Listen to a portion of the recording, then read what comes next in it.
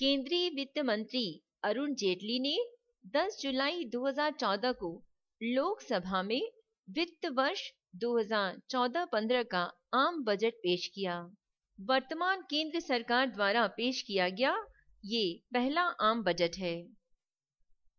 आम बजट 2014-15 क्षेत्रीय विकास से संबंधित मुख्य तथ्य: विश्व स्तर के स्मार्ट शहरों के लिए 70 अरब 60 करोड़ रुपए का आवंटन, धार्मिक शहरों के लिए प्रसाद और विरासत शहरों के लिए हृदय का शुभारंभ, 5 पर्यटन क्षेत्र बनाने के लिए 500 करोड़ रुपए का प्रावधान, जम्मू कश्मीर में विश्व स्तरीय खेल स्टेडियम के लिए 200 करोड़ रुपए का आवंटन, मणिपुर में खेल विश्वविद्यालय बनाने के लिए 100 करोड़ रुपए, श्यामा प्रसाद मुखर्जी ग्रामीण शहरी मिशन की शुरुआत, पूर्वोत्तर में रेल संपर्क बढ़ाने के लिए 1000 करोड़ रुपए का प्रावधान, 20 अरब 37 करोड़ रुपए के आवंटन के साथ समन्वित गंगा संरक्षण मिशन नमामि गंगे का प्रावधान,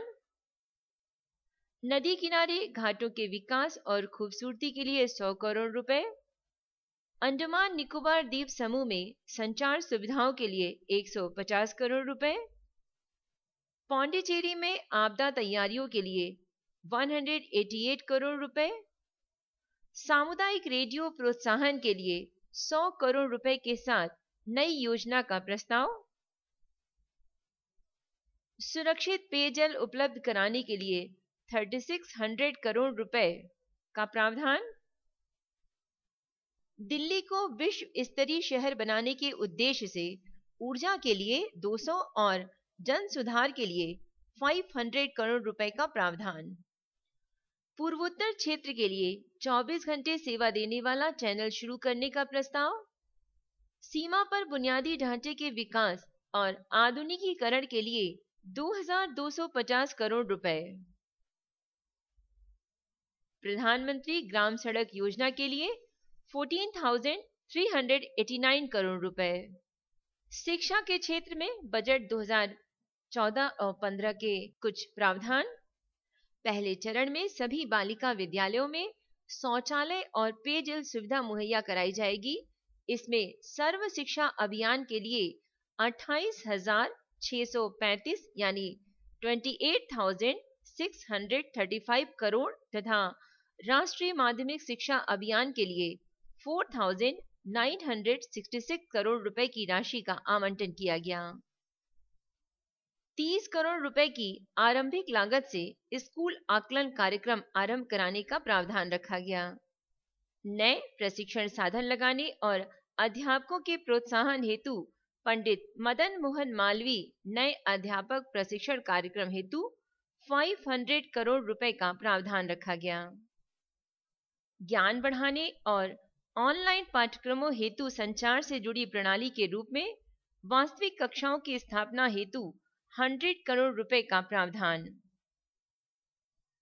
उच्च शिक्षा के क्षेत्र में मध्य प्रदेश में जयप्रकाश नारायण राष्ट्रीय मानविकी उत्कृष्टता केंद्र स्थापित करने का प्रस्ताव, जम्मू, छत्तीसगढ़, गोवा, आंध्र प्रदेश और केरल में 5 और आईआईटी की स्थापना हेतु 500 करोड़ रुपए का प्रावधान, हिमाचल प्रदेश, पंजाब, बिहार, उड़ीसा और राजस्थान में 5 आईआईएम की स्थापना हेतु प्रस्ताव, उच्च अध्ययन हेतु शिक्षा ऋण सुसाध्य बनाने के मानदंडों का सरलीकरण।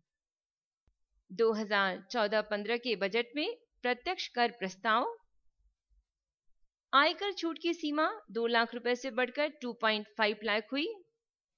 वरिष्ठ नागरिकों के लिए आयकर छूट की सीमा 2.5 लाख रुपए से बढ़कर 3 लाख रुपए हो गई।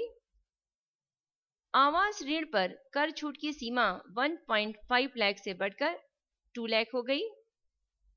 शिक्षा उपकर 3% निर्धारित हुआ। आयकर अधिनियम की धारा 80 के तहत निवेश सीमा 1 लाख रुपए से बढ़ाकर 1.5 लाख रुपए कर दी गई। आवास ऋण पर ब्याज कटौती की सीमा 1.5 लाख रुपए से बढ़ाकर 2 लाख रुपए कर दी गई। नए संयंत्र एवं मशीनरी में 25 करोड़ रुपए से अधिक के निवेश पर विनिर्माण कंपनी को 15% यानी 15% की दर से भत्ता। ये सुविधा 31/3/2017 तक जारी रहेगी। 31/3/2017 तक विद्युत उत्पादन, वितरण एवं संप्रेषण शुरू करने वाली उपक्रमों को 10 वर्षों तक करावकाश दिए जाने की घोषणा की गई। बिना किसी अंतिम तारीख वाले विदेशी लाभांशों पर 15% की रियायती दर को बनाए रखा। ब्याज अदायगियों पर 5% की रियायती कर दर के लिए विदेशी मुद्रा में उधार की पात्रता तारीख को 30/6/2015 से 30/6/2017 तक बढ़ाने की घोषणा की गई। कर अंतरापन को दूर करने की दृष्टि से म्यूचुअल फंडों की यूनिटों यानी इक्विटी परक निधियों के सिवाय के अंतरण पर दीर्घकालिक पूंजी अभिलाभों पर कर की दर 10% से बढ़ाकर 20% करने का प्रस्ताव रखा गया। करों की निवल संदाय राशि पर आय तथा लाभांश वितरण कर लगाना। संदायों पर कर की कटौती न करवाने के मामले में 100% के बजाय ऐसे संदायों के केवल 30% को अनुमति। चालू वित्त वर्ष में 60 और सेवा केंद्र खोलकर सेवा सुपुर्दगी में उत्कृष्टता को प्रोत्साहित करने का प्रस्ताव रखा गया। बजट 2014 का अप्रत्यक्ष कर प्रस्ताव। घरेलू विनिर्माण को बढ़ावा देने तथा असंगत शुल्कों के मामलों को सुलझाने हेतु कतिपय मदों पर मूल सीमा शुल्क घटाया। रसायन एवं पेट्रो रसायन सेक्टर में नए निवेश एवं क्षमता वृद्धि को प्रोत्साहित करने हेतु कतिपय मदों पर मूल सीमा शुल्क घटाया। इलेक्ट्रिक मदों के घरेलू उत्पाद को बढ़ावा देने एवं इनके आयात पर अपनी निर्भरता कम करने हेतु उपायों पर जोर दिया गया। भारत में 19 इंच से कम के एलसीडी एवं एलईडी टीवी के उत्पादन को प्रोत्साहित करने के लिए 19 इंच से कम के एलसीडी एवं एलईडी टीवी पैनलों पर लगने वाले बुनियादी सीमा शुल्क को 10% से शून्य करने की घोषणा की गई। स्टेनलेस स्टील उद्योग को गति प्रदान करने हेतु आयातित फ्लैट रोल्ड उत्पादों पर लगने वाले बुनियादी सीमा शुल्क को 5% से 7.5% करने की घोषणा की गई। सौर ऊर्जा उत्पादन परियोजना को गति देने हेतु इससे संबंधित मशीनरी पर 5% की रियायती बुनियादी सीमा शुल्क की घोषणा की गई। कंप्रेस्ड बायोगैस संयंत्रों की स्थापना को गति देने हेतु इससे संबंधित मशीनरी पर 5% की रियायती बुनियादी सीमा शुल्क की घोषणा की गई। निर्यात को बढ़ाने एवं कीमती रत्नों को बुनियादी सीमा शुल्क से पूरी तरह छूट दी गई। बॉक्साइट पर निर्यात शुल्क 10% से बढ़ाकर 20% किया गया। 501 से 1000 रुपए मूल्य तक के जूते चप्पल पर उत्पाद शुल्क को 12% से 6% कर दिया गया।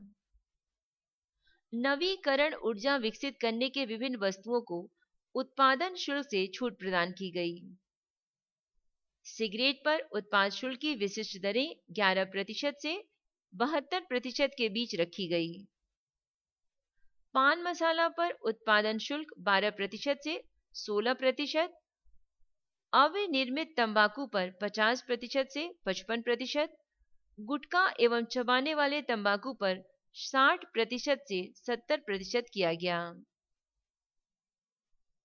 स्वच्छ पर्यावरण की पहलों के वित्त पोषण हेतु स्वच्छ ऊर्जा उपकर 50 रुपए प्रति टन से बढ़ाकर 100 रुपए प्रति टन कर दिया गया। आम बजट 2014-15 रक्षा क्षेत्र से संबंधित मुख्य तथ्य। रक्षा क्षेत्र को 2,24,000 करोड़ रुपए का आवंटन दिया गया, जो कि वर्ष 2013-14 के रक्षा बजट से 9.98% अधिक है।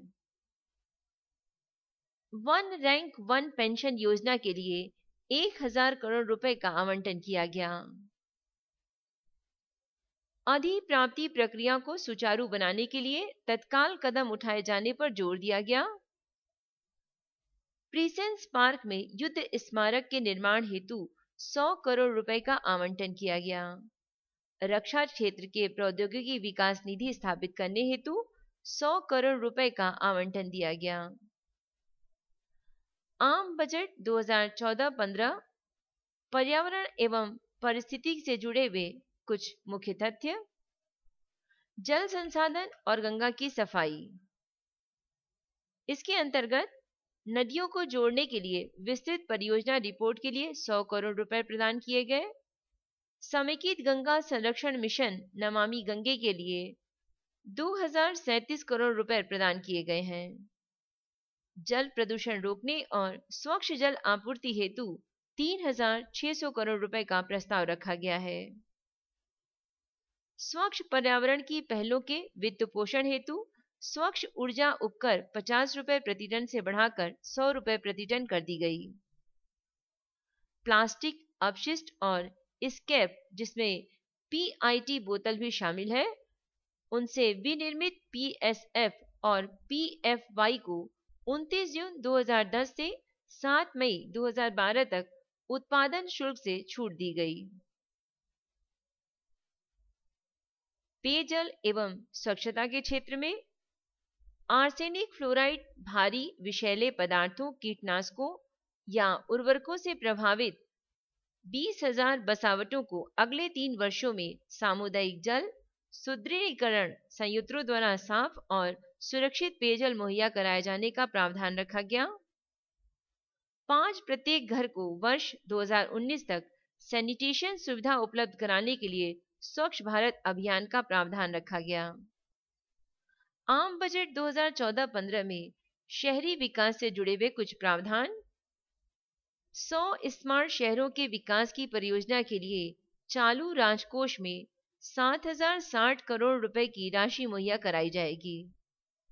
रियल एस्टेट निदेश ट्रस्ट के लिए प्रोत्साहन कराधान के प्रयोजन से पूर्ण पास की गई। अवसंरचना निवेश न्यास के रूप में अवसंरचना परियोजनाओं हेतु अशोधित RIITS की तहत संरचना। ये 2 लिखित NRI सहित विदेशी और घरेलू स्रोतों से दीर्घ अवधिक वित्त पोषण जुटाने के लिए।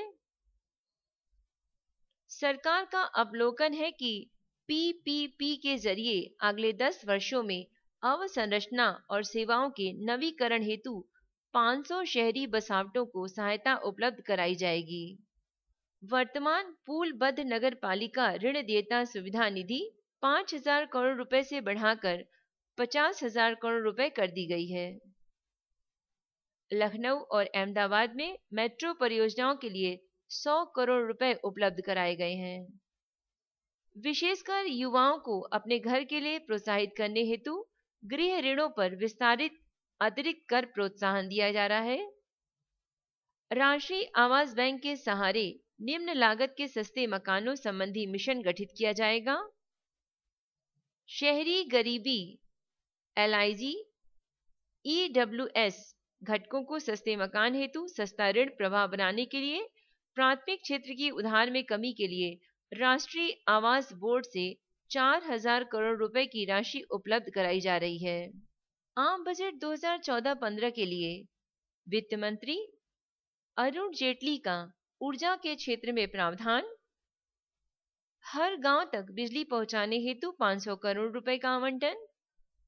गांवों में 24 घंटे बिजली आपूर्ति की दीनदयाल ग्राम ज्योति योजना की घोषणा की गई।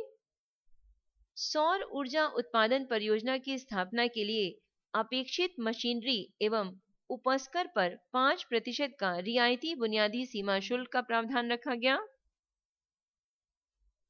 पवन चलित बिजली जनरेटरों के बियरिंगों के विनिर्माण में इस्तेमाल किए जाने वाले फोर्स्ड स्टील रिंगों पर बुनियादी सीमा शुल्क 10% से घटाकर 5% करने का प्रावधान रखा गया।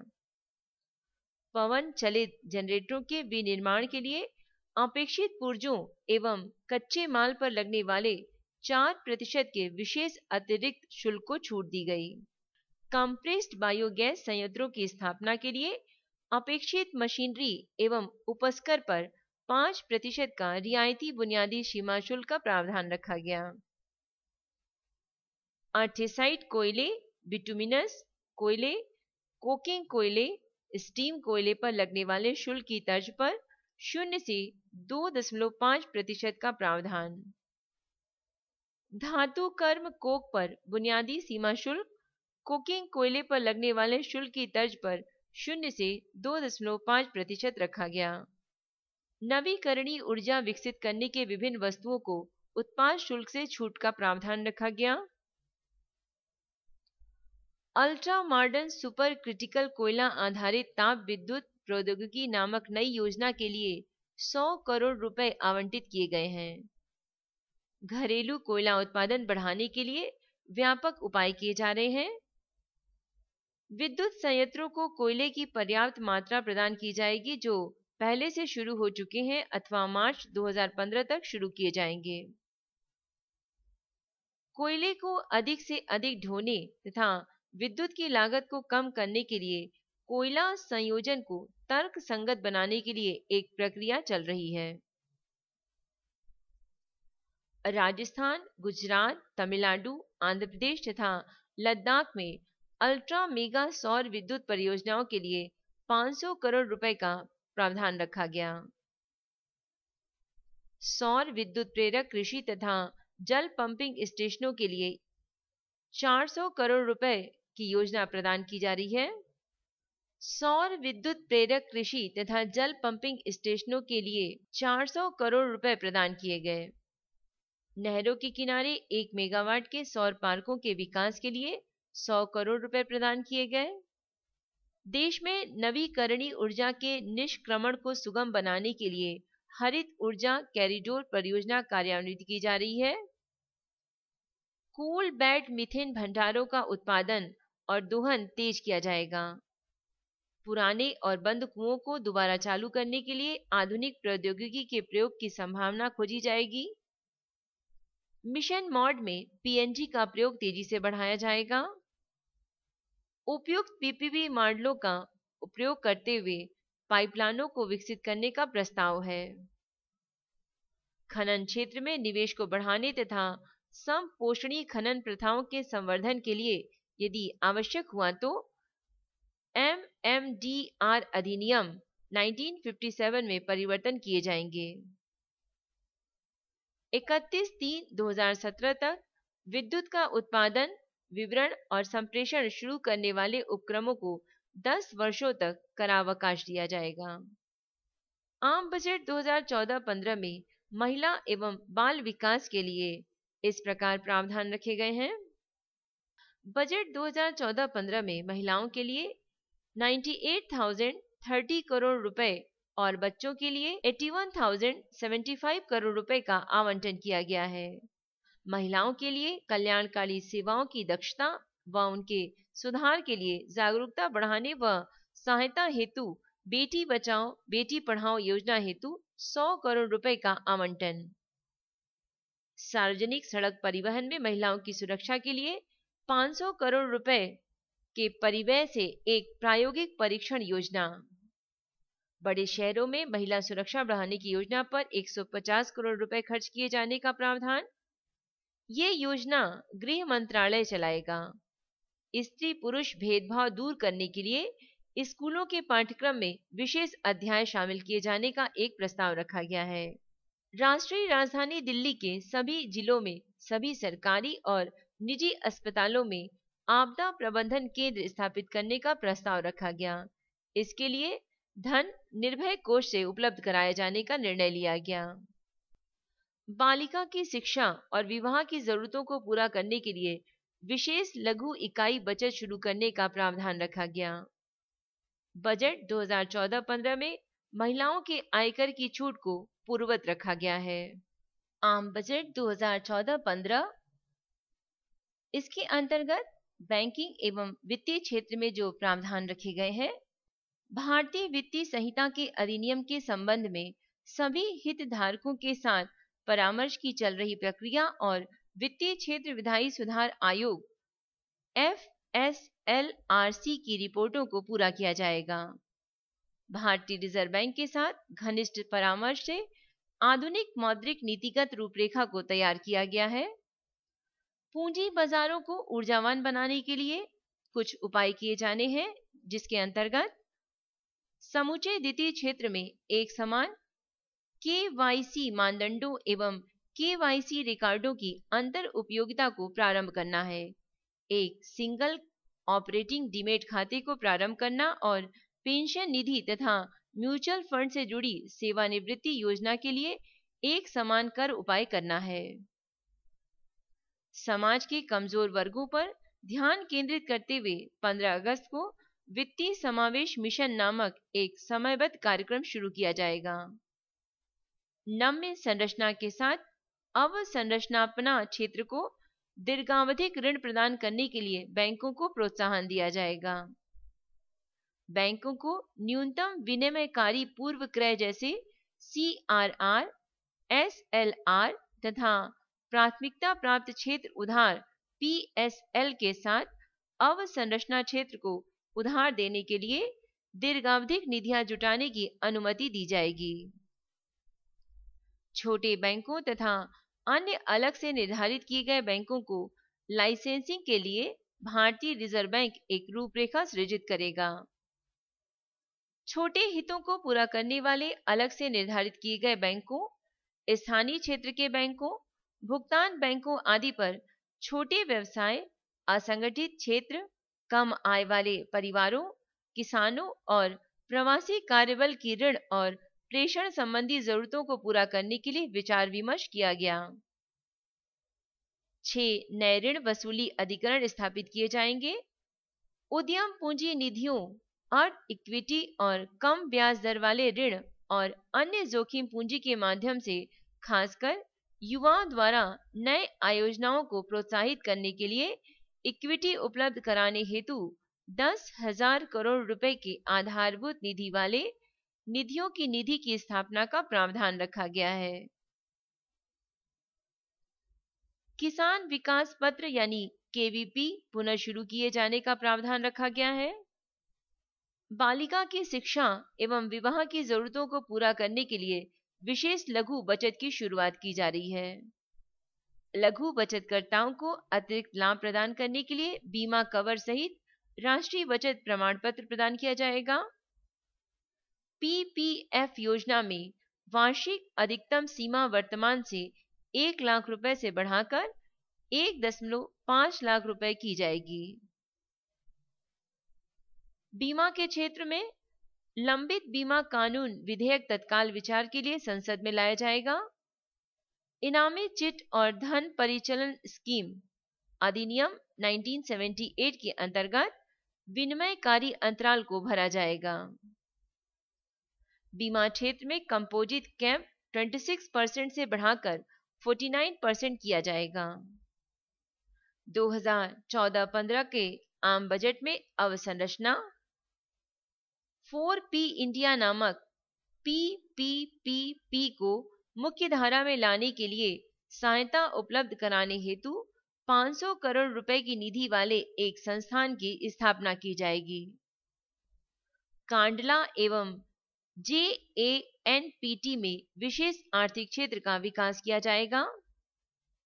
भारतीय जहाज निर्माण उद्योग को बढ़ावा देने के लिए एक व्यापक नीति की घोषणा की जाएगी। इलाहाबाद एवं हल्दिया के बीच जल मार्ग विकास नामक गंगा परियोजना का विकास किया जाएगा। टियर एवं टियर शहरों में नए हवाई अड्डों के विकास हेतु योजना की शुरुआत की जाएगी। स्वीकृति संबंधी प्रचुर अड़चनों के निवारण के साथ साथ इस क्षेत्र में भारी मात्रा में निवेश की जरूरत है। भारतीय राष्ट्रीय राजमार्ग प्राधिकरण एवं राज्य सड़कों के बीच 37,880 करोड़ रुपए की राशि के निवेश का प्रावधान रखा गया है, जिसमें पूर्वोत्तर के लिए 3,000 करोड़ रुपए शामिल हैं। वर्तमान वित्त वर्ष में 8,500 किलोमीटर के राष्ट्रीय राजमार्ग के निर्माण के लक्ष्य को प्राप्त किया जाना है। औद्योगिक गलियारों के समांतर विकास के लिए चुनिंदा एक्सप्रेस मार्ग के कार्य की शुरुआत की जानी है। भारतीय राष्ट्रीय राजमार्ग प्राधिकरण को कुल 500 करोड़ रुपए दिए जाएंगे। अरुण जेटली द्वारा प्रस्तावित आम बजट 2014-15 में खेल एवं युवा कार्य के लिए कुछ प्रावधान इस प्रकार किए गए हैं। जम्मू और कश्मीर में इंडोर और आउटडोर स्टेडियम का अंतर्राष्ट्रीय मानकों तक उन्नयन करने के लिए 200 करोड़ रुपए का प्रावधान। मणिपुर में खेल विश्वविद्यालय बनाने के लिए 100 करोड़ रुपए का आवंटन। हिमाचल क्षेत्र के खेलों में बेजोड़ खेल परंपराओं के संवर्धन के लिए एक वार्षिक प्रतियोगिता प्रारंभ करने की योजना का प्रावधान रखा गया है। खेलों को प्रोत्साहन देने के लिए 100 करोड़ रुपए के प्रारंभिक आवंटन के साथ युवा नेतृत्व कार्यक्रम शुरू करने का प्रावधान रखा गया। आगामी एशियाई खेलों के लिए महिला तथा पुरुष खिलाड़ियों के प्रशिक्षण हेतु 100 करोड़ रुपए का आवंटन किया गया। आम बजट 2014-15 के अंतर्गत उद्योग एवं कारपोरेट क्षेत्र में जो प्रावधान रखे गए वो इस प्रकार है। केंद्रीय सरकार के विभागों एवं मंत्रालयों को इस वर्ष के अंत तक प्राथमिकता के आधार पर सेवाओं के लिए ई ब्रिज एकल विंडो आईटी प्लेटफॉर्म से जोड़ने का प्रावधान है। राष्ट्रीय औद्योगिक गलियारा प्राधिकरण की स्थापना हेतु 100 करोड़ रुपए का प्रावधान। चेन्नई बेंगलोर औद्योगिक गलियारा क्षेत्र में 3 नए स्मार्टफोनों की मास्टर योजना तमिलनाडु में पोन्नेरी, आंध्र प्रदेश में कृष्णापट्टनम और कर्नाटक में तुमुकुर लागू की जाएगी। 20 नए औद्योगिक क्लस्टरों के प्रावधान वाले बेंगलोर मुंबई आर्थिक गलियारे हेतु संभावित योजना और विभाग चेन्नई गलियारा। स्मार्ट शहरों पर बल देते हुए औद्योगिक गलियारों के विकास में तेजी का प्रावधान। एक छत के नीचे सभी स्टॉक होल्डरों को लाने के लिए एक निर्यात संवर्धन मिशन की स्थापना का प्रस्ताव रखा गया। उद्योगों एवं युवाओं को उत्तरदायी बनाने हेतु प्रशिक्षुता अधिनियम में संशोधन किया जाएगा। रोजगार परक एवं उद्यम कौशलों पर बल देते हुए युवाओं के कौशल विकास के लिए कौशल भारत की शुरुआत की जाएगी। सूक्ष्म, लघु और मध्यम उद्यमों के लिए वित्तीय अवसंरचना की जांच करने, बाधाओं को दूर करने और नए नियमों को तैयार करने और संरचनाओं के गठन किए जाने और 3 महीनों में ठोस सुझाव देने हेतु एक समिति का गठन किया जाना है।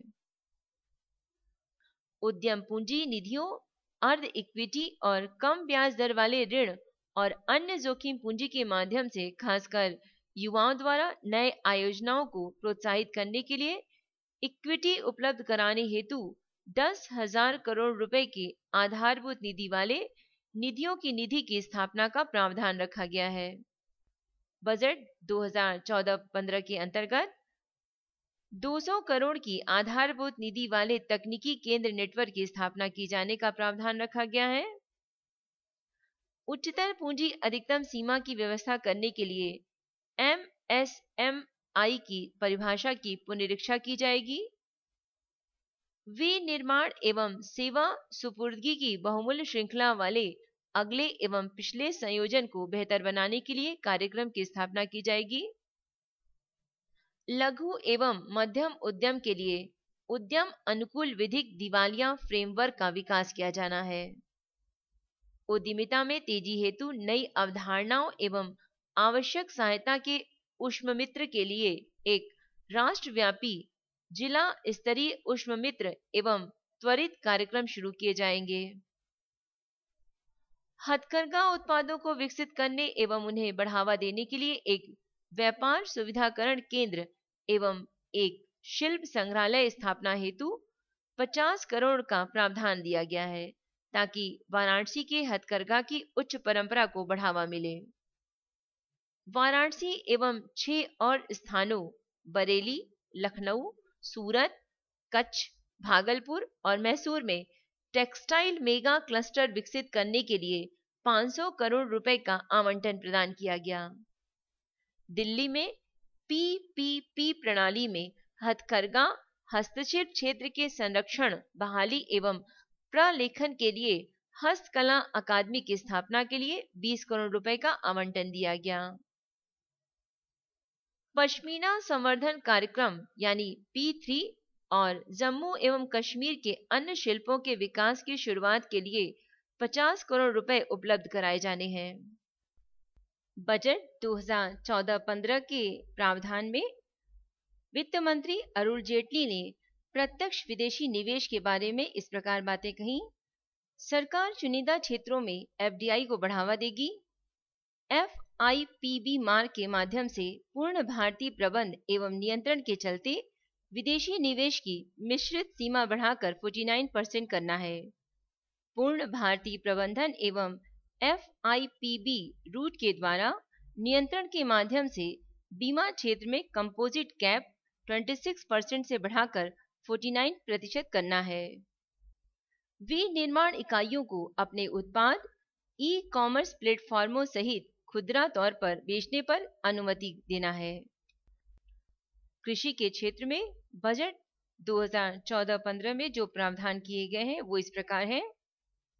असम और झारखंड में 2 और कृषि अनुसंधान संस्थान स्थापित करने हेतु 100 करोड़ रुपए का प्रस्ताव रखा गया। एग्रीटेक अवसंरचना निधि हेतु 100 करोड़ रुपए का प्रावधान है। आंध्र प्रदेश और राजस्थान में कृषि विश्वविद्यालय और तेलंगाना व हरियाणा में बागवानी विश्वविद्यालय खोलने हेतु 200 करोड़ रुपए का प्रावधान रखा गया। जल प्रदूषण रोकने और स्वच्छ जल आपूर्ति हेतु 3600 करोड़ रुपए का प्रस्ताव रखा गया।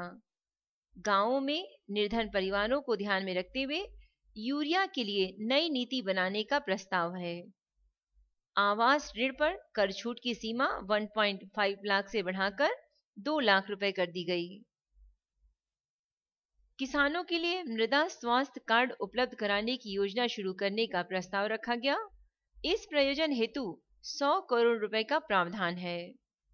देश भर में 100 चलती फिरती मृदा परीक्षण प्रयोगशाला स्थापित करने के लिए 56 करोड़ रुपए का प्रावधान है। किसानों को 7% की दर पर कर्ज देने का प्रस्ताव है। कृषि में सतत वृद्धि हासिल करने का प्रावधान है। प्रोटीन क्रांति सहित उच्च उत्पादकता पर ध्यान देने हेतु प्रौद्योगिकी चलित दूसरी हरित क्रांति प्रमुख ध्यान का क्षेत्र होगा। इस वर्ष किसान टीवी चैनल शुरू करने का प्रस्ताव, जिसके लिए 100 करोड़ रुपए का प्रस्ताव रखा गया है। जलवायु परिवर्तन की लहर का सामना करने के लिए 100 करोड़ आरंभिक राशि से राष्ट्रीय अनुकूलन निधि स्थापित करने का प्रावधान रखा गया। आम बजट 2014-15 में 8 लाख करोड़ रुपए का कृषि ऋण देने का लक्ष्य है। बजट में बीमा क्षेत्र के लिए FIPB रूट से 49% FDI का प्रस्ताव है। महंगाई रोकने के लिए 500 करोड़ रुपए का बाजार स्थिरीकरण कोष। समय पर कृषि ऋण लौटाने वालों को 3% की ब्याज छूट इस साल भी जारी रहेगी।